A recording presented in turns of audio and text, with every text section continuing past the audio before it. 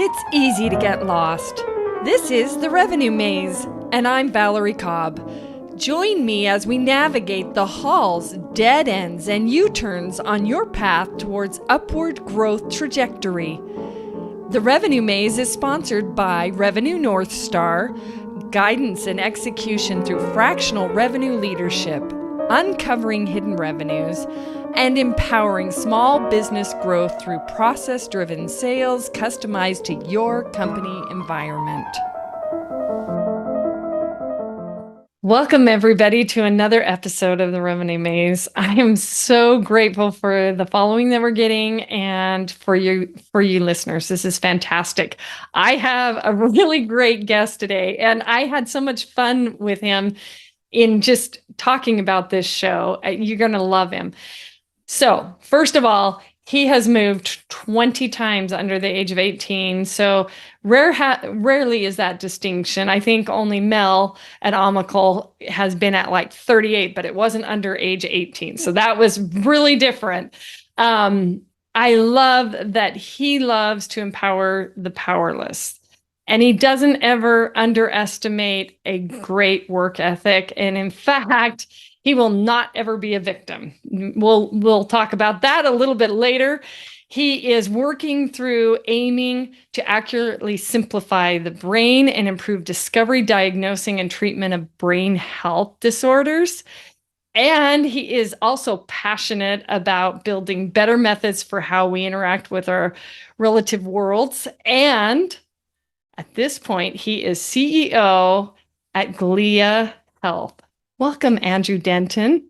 Thank you so much for having me, Valerie. I really appreciate the glowing intro. I try to be a little more humble than that, but as long as someone else is saying that about me and not myself, then I guess I'll begrudgingly take it.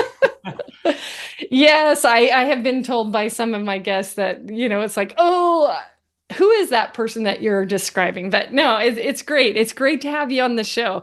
And we always do one thing first. We always answer the question, what is one thing that you can tell the listeners that will help them get out of the revenue maze? Man, there's so many things you can talk about when it comes to revenue and obviously being in the revenue maze. But I think more broadly, I would like to talk about just leadership and team in a company culture. I think that was really what's going to drive your business forward and to make it easier to attain those revenue goals. So you're not chasing the cheese, but when the cheese comes to you. The more that you can develop and impact your team, the more that it's going to show return in your personal business. So that's how it's been in my life. I built Glia Health on, passion, belief, and work ethic. And the team around me who joined me on that enterprise, I didn't have money to pay them. In transparency, I was just trying to make a dream happen. And they said, you know what, we want to sign on to this because we believe in you and we believe in the product. And so I felt a real debt of responsibility to give back to them in ways that I could. But, that sort of circular relationship between, myself as the founder and then the team around me, mutually benefiting each other was really impactful for me. So I'd say if you want to escape the revenue maze, invest in your team in all the ways that you can. It's not always a dollar sign. Find out what matters to people, whether it's, their passion, their hobbies, their home life, if they want a work-life balance, if they want more education, if they want a better opportunity at their future role, learn what they want out of life and then figure out how you can help them attain those goals. And you'll often find that they'll help you attain yours. So. Well, and so we often on this show will talk about team and things like that. And so what I typically try to do is say, okay, well, I think that's just talking about it in the bullet points, you gave kind of 3. It's easier said than done. Certainly. So give us some pointers on how you're going to, how others can do that, right? Because that's kind of why we're on the show is the pointers. So I would say specifically, one of the best ways you can build team is having those conversations with the team who you bring on board, right? I think you need to schedule those one-on-ones at least once every 2.5 to 3 weeks. It's really important that you have a consistent cadence with your team, so that way they can feel involved in the organization, but they can also understand that you're keeping track of them and not just in a work productivity perspective, but just, their life and who they are as a person, right? If they feel like they've been listened to and heard, then it's going to go miles in terms of how they're able to communicate with you as a leader.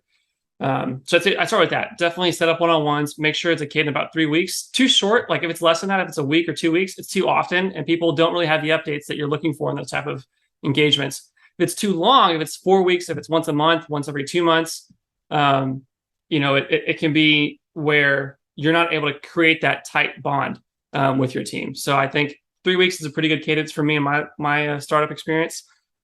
This might not apply to a larger corporation. Maybe the cadence will change, but I'd say certainly start with that. And then number two, really get creative in the same way that you have to figure out what problems you solve for your business.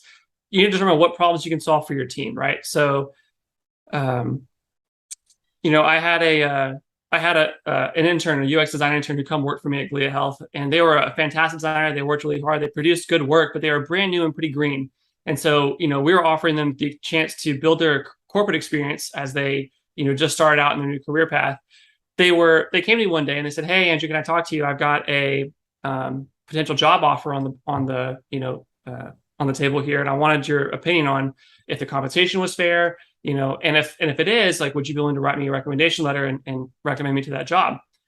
Pretty brave conversation what this girl came to me with, because I think for some people that can be a little bit disconcerting. It's like, oh, I'm going to my current boss to tell them that I'm probably going to be leaving, and if they can give me this approval. But it was, I think, a testament to the relationship that I had built with her over that she felt that she could trust me enough with that information, instead of just leaving, quitting, saying, "Hey, I'm out of here." But I said, "No, yeah, of course, I'll definitely help you with this. I want you to be successful in your career, because either the way I look at it selfishly is either you're going to support me in my business and we're going to build a better world together, or I'm going to potentially be a customer of yours in the future. And if I'm a customer of yours in the future, then I want to ensure, or I want to know that the people who are working for those businesses that I'm a client of are putting forth good work." So I think I win on both ends, like selfishly, whether they work for me or they work for someone else. As long as they're doing great work, I'm happy. And in this case, this girl definitely was. So, for her problem was she wanted an income and she wanted a way to have, a way to provide for her family. And so I couldn't provide that at my startup, but what I could do is give her experience and then obviously recommend her to a place that could.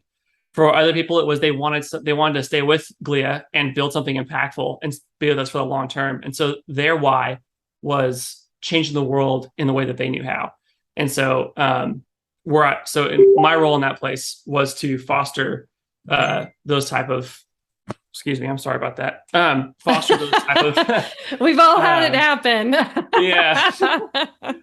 Everybody listening going, "Oh, crud. Yeah, that happens." Yeah. But yeah, my role in that was to kind of foster an environment where they felt that they could make the decisions that didn't necessarily sink the ship, right? They were above the waterline, so they could still be impactful in the organization, but they didn't have the weight of the world whether or not it was going to work out or not. So yeah, really figure out your team's why. And you can obviously do that in those one-on-one conversations.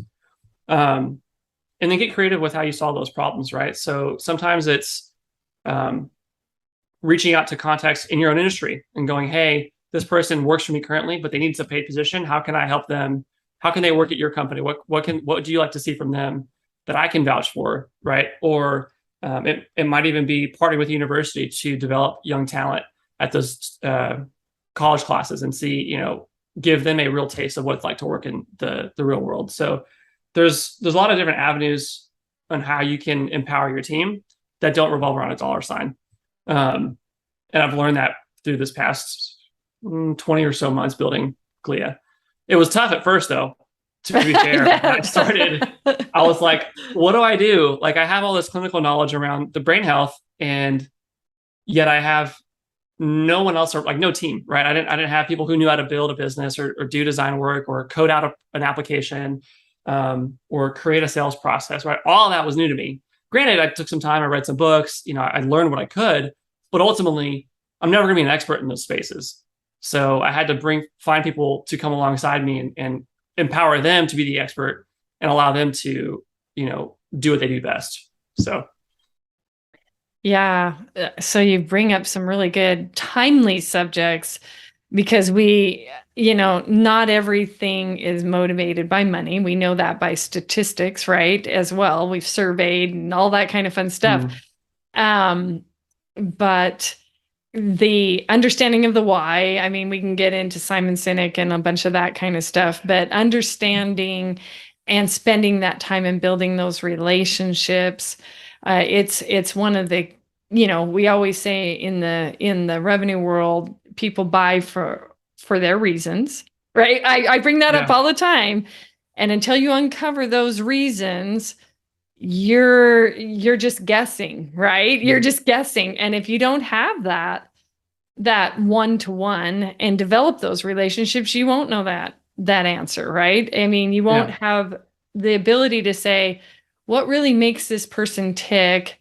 And we're always selling, whether you're in a sales profession or not. As a Of leader, course. you're always selling, right? Yeah.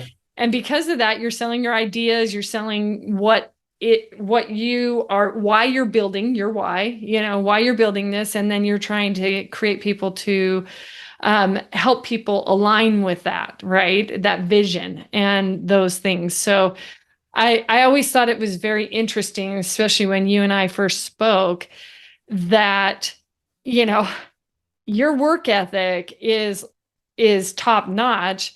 And when we're talking about things like great resignation and now the big coin term, because there's always got to be a coin Yeah. term, right? Silent resignation and employee engagement. And Yeah. Gallup has always had a lot to say about employee engagement.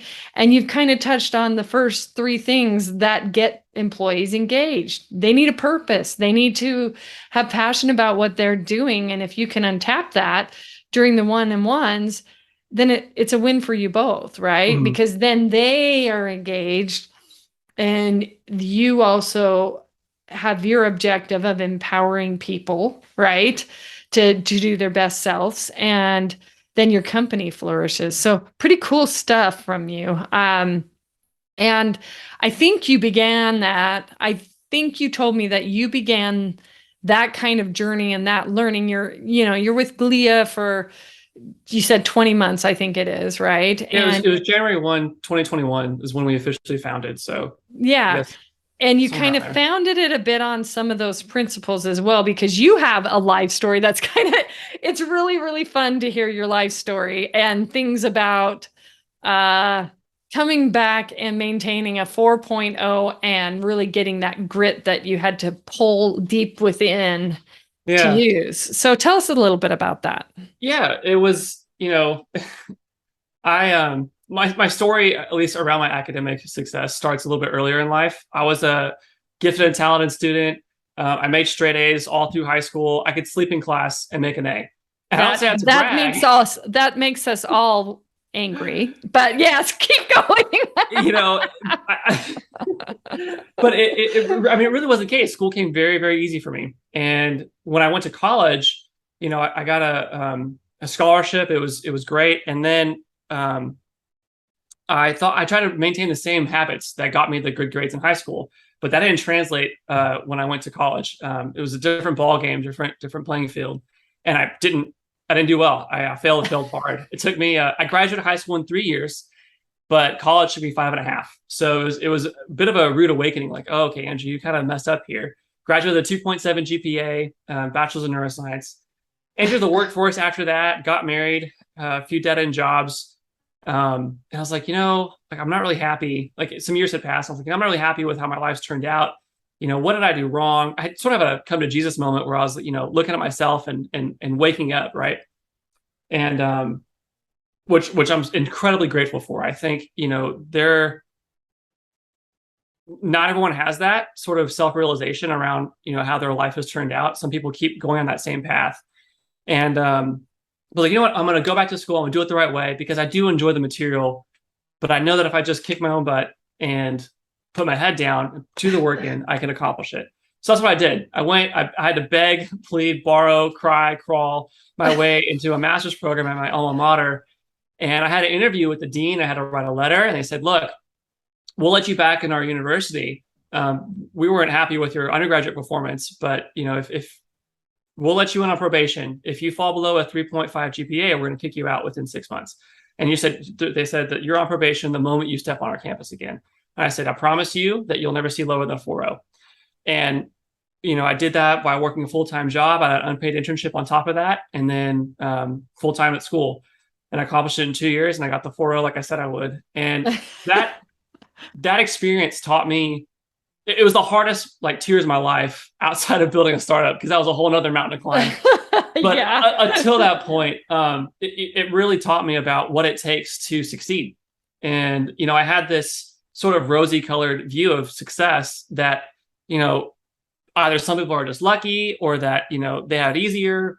But going through that, like hitting that rock bottom and then really kicking myself and going, I need to do this the right way, taught me that work ethic is one of the most powerful, not only just motivators, but I guess I'm looking for the word, intangible assets that we all each have. And, there's I kind of have this dichotomy of motivation versus discipline. And discipline is there for when you don't have the motivation to accomplish the task you need to do. And motivation is there for when, it's to give you a break, to make it easy for you, right? I think you need both and have a balance. Don't do something that you don't want to do in life. You'll never have the motivation to succeed. You'll eventually burn out if that's all you have is discipline. If all you have is motivation, you'll burn out, but because you'll burn out for the other reason is that it's too difficult for you. You won't have the drive to succeed past it. I'm probably butchering that phrase, but that's essentially the idea I'm trying to get across. Is you really need both to be successful. And work ethic, I would say, is probably where I would weigh the scale. If they're both equal, I'd probably weigh it closer to work ethic and discipline, because to be successful, at the level that I think a lot of people want to be, or at least they see, whether it's in media, Instagram, their coworkers, their peers, their friends, it takes a work ethic that they might not be accustomed to. But I think everyone can do it. I think everyone can pull that out of themselves. It's just, it takes some, I guess, self-realization, self-actualization around it. Yeah. Yeah.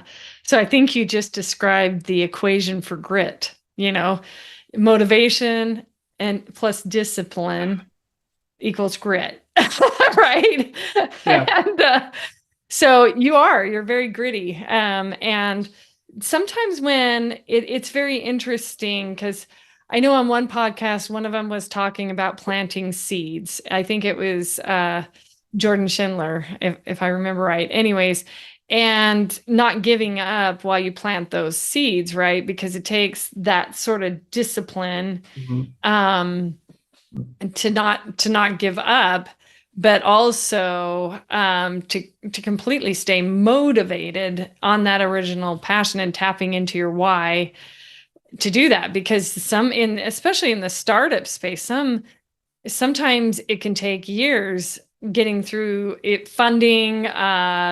It can take years if you're you're kind of straddling healthcare right now. So sometimes you end up in some kind of government approval, obviously, which can take 8, 9 years sometimes if I used to always tell people in healthcare, the CMS isn't moving, move around that mountain, move around that mountain. And for those, but the same is true even in any government regulation. So you come up against these obstacles. So you're really, really motivated. I can't remember if it was you I was talking to about years ago when I was a vocal instructor. I was a coach, and so I sang opera for 18 years, and then I coached it for about 10. And it was really more on the side just because I wanted to help people at that point. And one of the things that I had, and I use this as an example all the time, is it's rare that somebody is actually tone deaf. Yeah. They almost have to learn. It's because if they sound like their parents, they have learned to sound like their parents. So they should be able to somehow in their brain start to match pitches. And I had a little student and she wanted to win solo and ensemble. And she came to me and she did exactly what you said. She went in and she said, I will do anything to be able to sing. Right. Mhm. And it was painful. It was painful because she was the closest to being tone deaf that Yeah. I've ever dealt with. And so week after week, I said, okay, well, all you're going to do is you're not going to be singing. You're going to hit one note and repeat it till you can't get it wrong. And you match that with your ear because there's no way to diagram how you match a pitch. Yeah. Right. You're like, I can't put my hands on it. I don't know what to Yeah. do. And I'll be dip, but this gal, 6 months went through that. And most would have given up because it's like, I still can't match the pitch. I Mhm. still can't do it. She did. She went on and won solo and ensemble. And it was because she wanted it so bad. Mhm. And then Yeah. then she had the discipline to get through the hard time. Because you talked about your high school years, it was easy. Yeah. College all of a sudden opened your world and it wasn't so easy. No, well, It and was and like, I kick myself in the like. I just wish that it took me a long time to learn that, like, hey, you're probably not doing the right set of behaviors to be successful here. I was like, I just kept hitting this, doing the same. Definition of insanity is doing the same thing over and over and yep. expect a different result. That was me in college. Dumb kid, like just Um, so I look back on that time of my life, and there were some good times, no doubt, but probably too many, in fairness. And but you're exactly right. I think that story that you talk about, that you just retold about the girl who was trying to practice to make sure that she could sing, mirrors so much of what it takes in business, but even in personal life, like personal development, because at some point you will hit a wall, and Yes. that wall will happen irrespective of who you are, what your upbringing is. You will find a wall, um, and how you respond to that wall will show you who you are. Right? Some walls are meant to be broken down. Some walls are meant to go around. But um, I think what I don't want to see is someone to look at a wall and go, I'm going to turn the other way. I think you're on a path for a reason. You started that path for a reason. This girl wanted to be a singer for a reason. Yeah. I wanted to be successful in my academic career for a reason. And, man, it's tough. I hear all the time that, like, there's no shame in giving up. And for me, I'm like, there is a little bit for me. I'm like, I don't believe in giving up. And Yeah. and there's probably, I'll say this, like, there probably is a place for it. Um, but man, I'm gonna do everything I freaking can before I do that. I think it should be a last resort. Um, and I'll say that that's also something separate than just tasting different things. Gary Vee talks about, when you're trying to find your passion, what you want to do in life. He just tells a lot of his advice to young adults is to just try different things, do different jobs. Go garage sailing, go work at a McDonald's, go to school, go be a welder, a plumber, start a business, right? And I think walking away from those tasting experiments is perfectly okay, because you're finding out who you are, what you like about yourself, and what you want to do in life. But once you know, oh man, I want to be a doctor, or oh, I'm going to be a pilot, or I'm going to be the best gosh darn lemonade stand seller like in the world, then go after it and learn everything you can about what you're doing, because you owe it to yourself to do your best. People always say that you should give your best to the world because the world deserves it. I'm like, not so much. I think you owe it to yourself, because if you want to live a life that's empty of regret at the end of it, then you don't want to. I think the last thing you want to do is look back and go, man, I wish I did this differently, or I wish I was put forth more effort here. I had a small taste of that, obviously, with my college experience, and I'm glad I had it early and young. So I'm really fortunate and very grateful for it. And I'm still learning, right? I think the what's the word I'm looking for?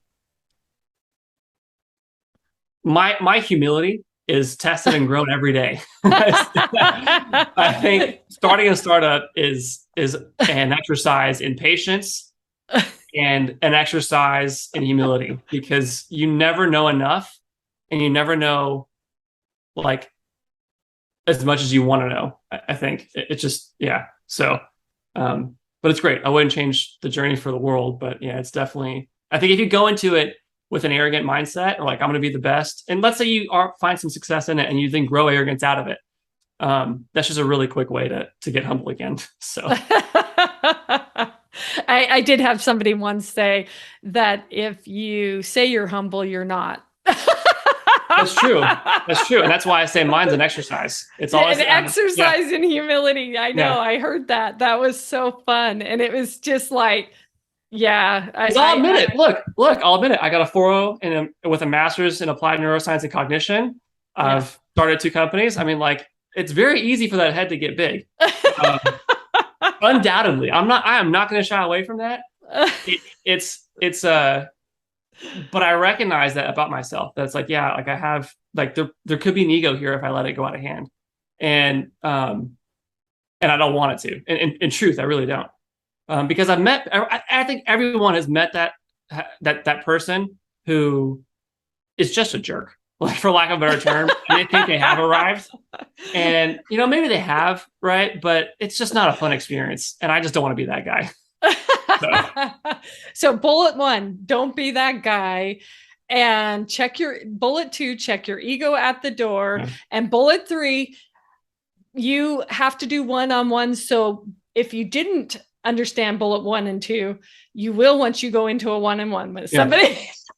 Because true. Yeah, your team will definitely check. I mean, if they're a good team, right? If you brought the right people on, they'll check you. They'll go, hey man, like, hey, you're treating me poorly, right? Like, I didn't come on to your team to be yelled at, right? Yeah. I have my own responsibilities, priorities, things I want to do in life. Don't treat me this way, right? Very quickly, that's going to happen. So yeah. If you only knew the stories I heard from some of my team that tell me about jobs that they've worked at, oh man, I don't know how these guys are managers, leaders, founders. I'm like, what are you guys doing? But yeah, sometimes it is interesting because I'm a bit older than you. We'll just say a tiny bit, but I'm really a lot older than you. And I learned a long time ago that there are 3 truths: your truth, my truth, and the truth. And sometimes when I'm in like a one-on-one with somebody, it's like, okay, what exactly are we going to be dealing with right now? And I think some of it is the truths are really aligned. It's just because you're coming at different perspectives. Mm-hmm. Sometimes it's coming to the middle, and that becomes a communication sort of thing. And that's a whole nother podcast. But what I love about what you've been saying is really just kind of what brought you, I think it is what brought you to build Glia too, right? I mean, and I think that some of the best products out there are the ones that we all know the best products are the ones that the world can handle today, right? But also that solves such a good challenge in the globe. And because some of that has come from your experience of your life experiences that we've kind of talked about. Tell us a little bit about how you came about Glia and why that's a difference from some of the other mental health applications that are being built sort of out there right now. Yeah, of course. I think to briefly preface, one of my core values is integrity and accountability. And so, throughout all my faults, I really try to make sure that I know who I am, both in I think accountability in my awareness of my successes, but also the awareness of where I'm falling short. And so I wanted to, or rather, when I founded Glia, I wanted to maintain that same level of integrity, especially as it pertains to the healthcare system. We look at how the patient-doctor relationship, I think, is so warped from what it used to be maybe 50, even 100 years ago. And I was like, how can I put back the agency in the patient's hands? How can I restore the accountability of the healthcare system and really ensure that relationship is fostered and can be one that is encouraged and enriched, so that way both parties find just an enjoyment out of the whole experience. So with my application, Glia Health, it really revolves around allowing patients and doctors, if they choose to use it, to diagnose a brain remotely, accurately, effectively, and quickly. And so what that looks like is you have an iPhone or an Android application, and you pull it up, and it uses computer vision. So the same technology that your Face ID works off of if you have an iPhone. Mm-hmm. And it will basically judge biomarkers and behaviors in your face, to give you a screening of how your internal brain structures are working. To give you a really brief anatomy lesson, and I know not everyone's not going to have a neuroscience degree, so I'll try and make it simple. But you have these 12 dumb it down for the rest of the world here.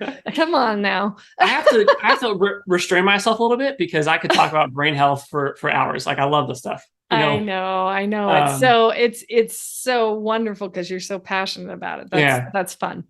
So, but you have these 12 highways in your brain. They're 12 cranial nerves, and they govern the function, everything from shrugging your shoulders to moving your eyebrows up and down as I try to, smiling. And you see me, I'm going.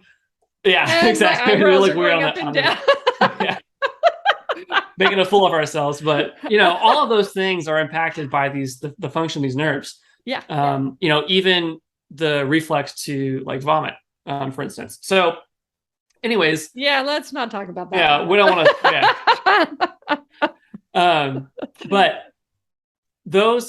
So my application takes a holistic look of those cranial nerve health and determines whether or not that they're functioning properly. And if through those inferences that we're making, we can tell if you've had a concussion or a stroke, and then recommend whether or not you need to go see a doctor. So let me give an example of a story I was talking to, or a story was told to me by another founder. I met him a few months ago, and he said, yeah, his wife coaches a Little League soccer team, and his daughter plays JV soccer for her high school. And his daughter, Amanda, was run up the field and collides with a girl named Jessica on the opposing team. Jessica falls to the ground, back to the grass, eyes to the sky.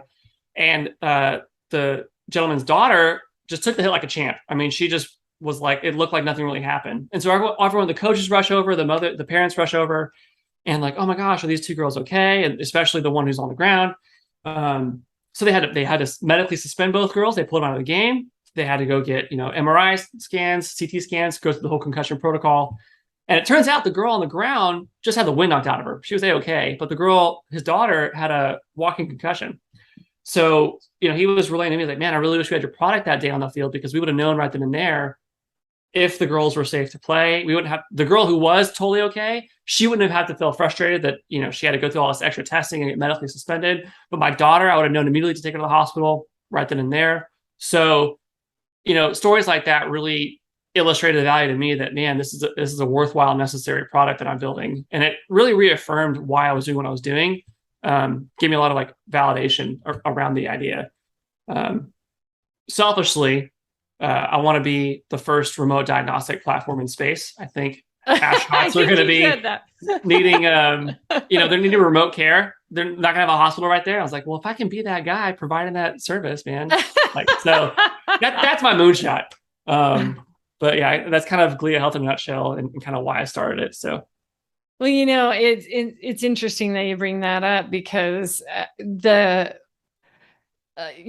it's really funny. My husband and I were talking about a show last night, and he's like, yeah, when you wanted to be an FBI agent, you'd have been great at this, but you can't stand the sight of blood, right? Yeah. It's like, you're right. I couldn't have probably been involved in the FBI because of that.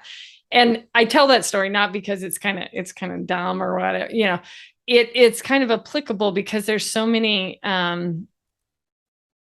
items in life that if it could be detected early, you would know what to do. You could have peace, right? You could feel peace, right? And I remember when my mom had her TIA, we were going to go play tennis. And so I was waiting for her, and she came home, and she came where we were meeting. And I literally, I asked her why she wasn't going in and changing into her tennis clothes. Right. And it was like, and she's like, what? And I'm like, why? And she looked so normal. Everything she was doing was so normal. And then I noticed she started repeating herself Mm. And she started to do some things. And I am not a doctor. I don't even play one on TV, right? I am literally probably the worst at any of that kind of stuff, even though I've Yeah. had children, I should be better at it, right? Like if you had a baby who fell or something like that, right? So I remember thinking, okay, what the heck, And so I'd ask her a question. I said, I don't think you're feeling very well, but she had literally driven home, right, Mm. in this condition, and then didn't realize she was resetting herself every couple minutes. And I'm like, you gotta, Mom, I think you need to call the doctor. I think something's wrong. And I had no idea it would be a TIA at the time, luckily. Yeah. But Well, I mean, she I think that was, just shows that, like, it would have done it really fast. Just go take yeah. her. Well, so yeah, so to not every stroke presents with a slurred speech or, a droopy Mm-hmm. lip, right? And so I think that's the most common thing that people go, oh, this person's having a stroke because they present with that way. But what if they don't? Like in the case of your mother. So, Yeah. there's, and I wouldn't say, like, I think there's a lot of people like you who have no idea about, like I medicine definitely or have health no or, idea. well, I mean, like, there's a lot of people who, um, well, I'll say this. I think healthcare in particular is one of those industries that a certain level of education is necessary to help educate the public on. Our brain is the most complicated thing, in the universe. I think It there's is. more there are more connections between your neurons and your brain than there are stars in the Milky Way galaxy. And I think that fact alone should be mind blowing to anybody. So, It is. it's yeah. So it can feel a little bit, disempowering to talk about empowerment, right? To not know what's going on with someone, especially that you care about, or know, like, why something's wrong or what exactly is happening when your doctor's sort of having these type of conversations with you. And so education is a big part of Glia Health and why we wanted to empower patients, individuals, on the platform and help teach them more about their own body and their own brain and why these things matter. Because you're exactly right. That experience is not uncommon. And Yeah. so No, my I father had was, a stroke, so it was definitely something that hit home for me. yeah, I think sometimes, and that's why I wanted you to bring up Glia Health, because there is a lot of, there's been for a very long time a move to preventative healthcare, right? Mm. Population care management, all of Yeah, that kind of thing. And um, usually what happens in that is somebody has had an experience, either a family member or something, and it could have been prevented, meaning going mm, further or cured earlier. Quality of life is better if you can catch something sooner. of course. And that's what we all want. We want quality of life, right? That's what we want. And so your story is that led you there is something that resonates with almost anybody who would be listening, because we're all affected by Yeah. somebody or ourself, even, that maybe something could have been different had it been caught earlier or Mm. understood better, right? So sometimes that parent on the soccer field doesn't even take the kid to get help, right? Mm. Because they look fine, and then all of a sudden you hear this tragedy, right? Or Yeah. somebody doesn't do a diagnostic test because they just don't want to take the time. I think that was I think it's Justin Billant. Anyways, he had a mentor that had undiagnosed diabetes, Mm. right?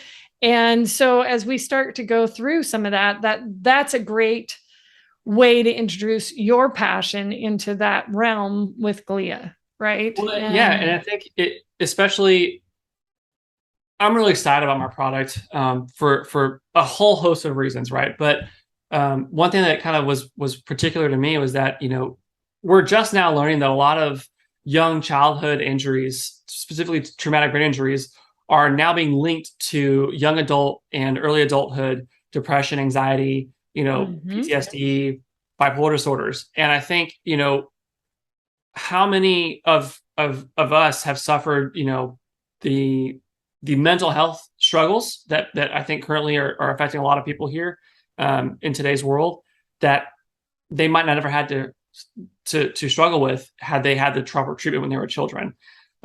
So it's, that was a sobering statistic that I learned. I'm not gonna bring it up now because I probably will butcher it, but at the time it was just that I think 20% of all, something like this, 20% of all children in America suffer a traumatic brain injury while playing a sport, and they're linking those TBIs to young adult mental health disorders. So I Wow. think if we can curb that, we will be doing a great good. So Well, Andrew, we're gonna change a little bit here because that is a sobering statistic, and we want to make sure that we're um, that obviously that's taken care of for sure, right? I mean that's I had no idea honestly on that, and I learned something new, a lot of new on all the shows that I have interviewed people on, but that I did not know that, and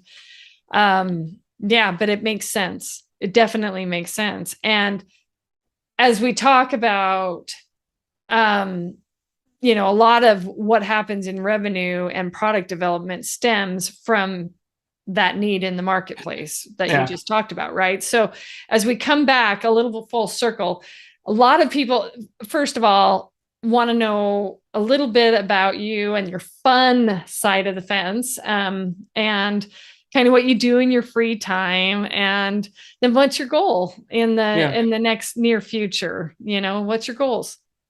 Yeah, of course.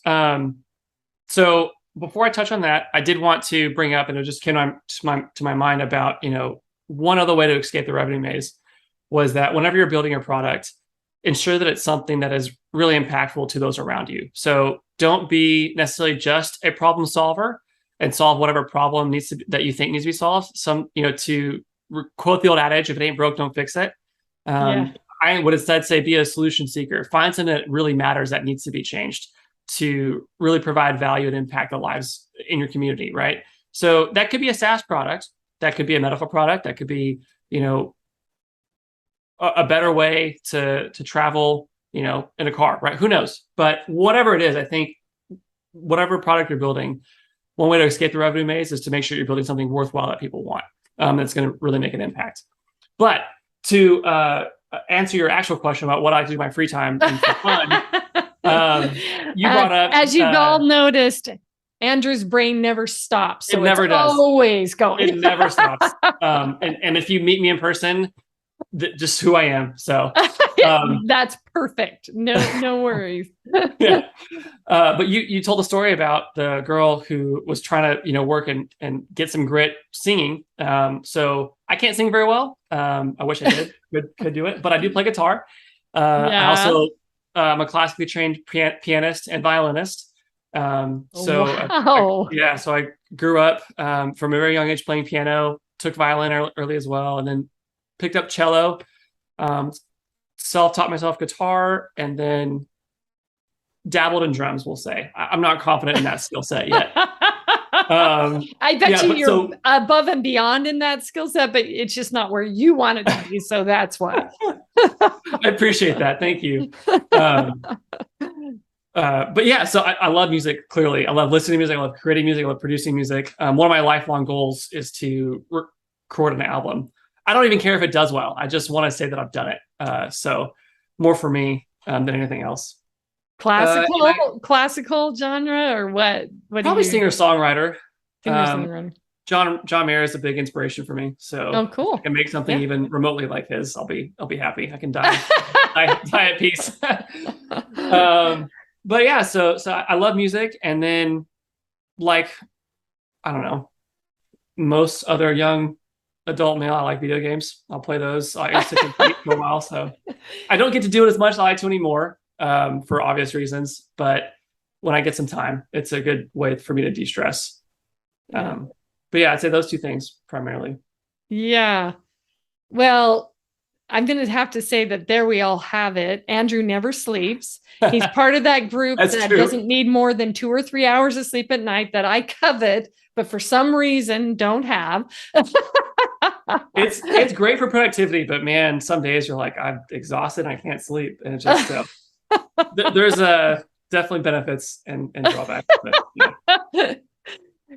Oh yeah, it's kind of like a whirlwind. The energy is so I love the energy. I think it's amazing. And I know that with a lot of people, they're probably very much drawn to it because it's kind of like that moth to that fly. That energy and excitement about what you're doing is just fun. So if you had one mentor, who would you get? Who would you say it is? Who would like that I want to have for myself or that I have currently, or what to keep provide You a little get bit to more decide. clarification? Yeah, you're diagnosing it too far. You get to Probably, yeah. decide. Always analytical. Man, I'll give you two. I'll give you two. Okay. So the first is a mentor from afar. I don't know this person personally, but I brought it up earlier. I really believe in Gary Vee style leadership, and I've modeled a lot of mine after his. I think Okay. he leads with empathy and integrity, and I really strive to be that type of leader in my organization. But and then as far as a leader or a mentor up close, a man named Martin Rowinski. He's the CEO and founder of Board's Eye, serial entrepreneur, successful gentleman. But more importantly, and most importantly, he has taught me a lot about how to navigate the difficult situations that I find myself in when running a startup, whether that is in managing a team or finding a new way to accomplish a goal or a task. He's very insightful and definitely has a lot of wisdom behind his years of experience. So yeah, I attribute a lot of my current success to his mentorship. Well, that's awesome. So everybody who's been listening, I just want you all to know that I am so grateful that you like and follow and share and all those things. And this has been another great episode with Andrew. And thank you so much, Andrew. Is there one Thank place you you. can tell the rest of the globe where they can reach you? We'll list all the connections on the actual posts, but where is one place that they can connect with you? Certainly. So we have a website, obviously, gliacare.com. But if you want something more personal, you can always reach out to me on LinkedIn, send me a DM or a comment on one of my posts. I'm pretty good about responding. So if you have a question, happy to help. He's an atomic lightning fast at responding. Trust me. Just like everything else. Yeah, it's a skill that I've developed. We'll say. Yes. To go back, work ethic matters. Yeah, that's awesome though. That's awesome. So anyways, thanks again, everybody. Thanks, Andrew, for being on the show. Thank you so much. Appreciate it. Thank you all for joining another great episode. For show notes, links, and resources, visit revenuemaze.com. Hats off to all you small businesses out there. I can't wait for the next episode.